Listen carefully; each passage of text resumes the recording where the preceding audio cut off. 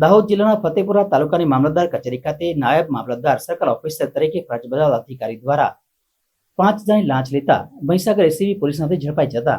જિલ્લામાં અન્ય લોભિયા કર્મચારીઓમાં ફફડાટ ફેલાયો છે। ફતેપુરાની મામલતદાર કચેરી ખાતે એક જાગૃત નાગરિક દારપણાનો દાખલો લેવા માટે પોતાના કાકાના છોકરાઓના નામે મિલકત આવેલ હોય તેથી તેઓના નામની અરજી તૈયાર કરાવી જાગૃત નાગરિકે અરજી મામલતદાર કચેરીની ટપાલ શાખામાં તારીખ 25/10/2024ના રોજ આપી હતી।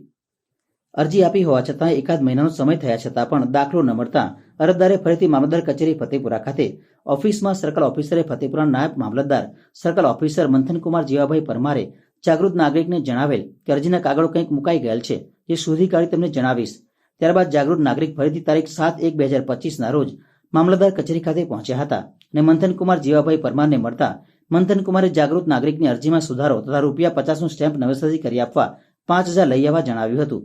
આ લાંચની રકમ ₹5000 આપવા માંગતા ન હોય તેથી જાગૃત નાગરિકે એસીબી પોલીસનો સંપર્ક કર્યો હતો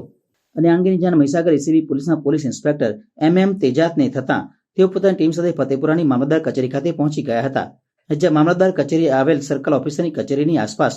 લાંચનું છટકું ગોઠવ્યું હતું અને જ્યાં જાગૃત નાગરિક ફતેપુરાના નાયબ મામલતદાર સર્કલ ઓફિસર મંથનકુમાર જીવાભાઈ પરમાર જાગૃત નાગરિક પાસેથી લાંચની ₹5000ની રકમ લેતા એસીબીના હાથે ઝડપાઈ ગયા હતા। આ સંબંધે મહીસાગર પોલીસે